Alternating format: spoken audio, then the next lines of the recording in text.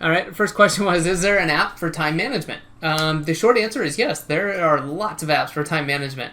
But I think more importantly is that, you've got probably the best one already, and you've either got it on your computer or you've got it somewhere in front of you, and that's using a calendar.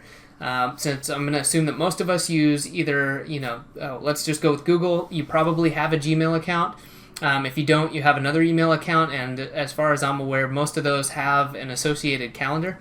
And just getting in the habit of using that is a really, really good thing. And this would be what I would call like phase one. If you're not using that, then start using it.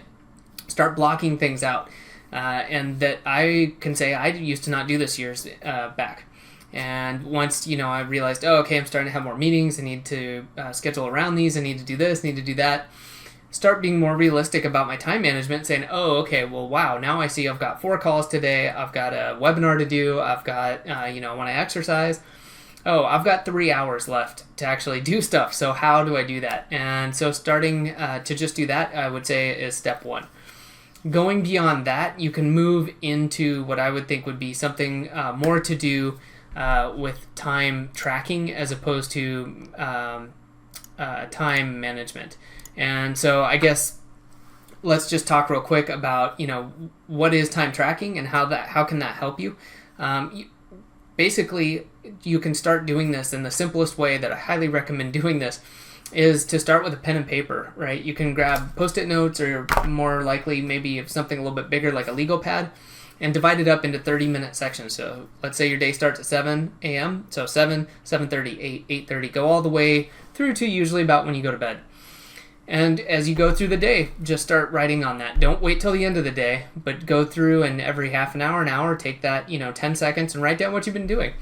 Don't judge yourself ahead of time. Just write it down as quickly and as descriptively, though, as you can. Like, if in the last 30 minutes, you went and got a snack, you checked out Facebook, you wrote 3 emails, and whatever else, just, jot it down real quick. And then you go through that. Do that for 2 or 3 days. I guarantee you, if you haven't done it before, it's going to be difficult, and don't beat yourself up if you miss a few blocks of time. But go through, do this, and then just apply the 80-20 rule to this. Look at it and be like, wow, where could I cut something out, or where could I focus in to get the better results? I guarantee you, every time you do this, you'll find something, whether it's social media, blocking that out. Like, maybe I need to leave my phone somewhere else, or maybe it's, hey, I'm spending a lot more time writing than I thought I was. Maybe it's client proposals. This is taking much longer. I thought I could knock them out in 30 minutes. Turns out they usually take an hour. I need to accurately account for that. Things like that. The other thing you can do beyond that then is to start using some other tools. If you find that this is helpful or you need help doing this, like I use this device, Timular. Let me actually show that over here. So pretty cool device. They give you these nice charts. You can see what you're doing, and it allows you to actually tell it what you're tracking. It's an 8-sided device, and you get to decide what goes on there. For me, I do use 8, but I mainly use about 6 of them. And you just write on there, you assign it to a side, and then you literally flip it over, and it tracks for you via Bluetooth. So pretty awesome. Highly recommend that if you want to do this regularly. And I like that they only have 8 sides, right? They're not trying to track 100 different things.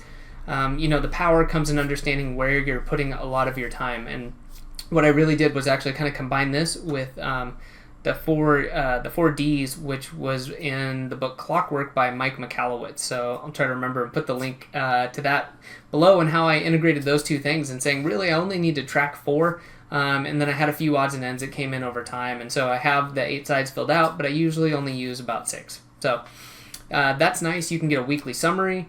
It's easy to track. It's right in front of me. I don't have to remember to click something. I just turn it over as I'm going.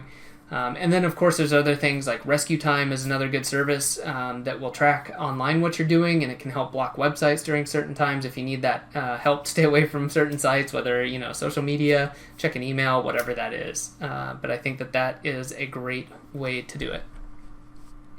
Thanks for watching. You can stay up to date by subscribing right there. If you'd like to come join our free Facebook group about process, automation, productivity, all that good stuff, you can do that right there. Just answer the few quick questions and you'll be in.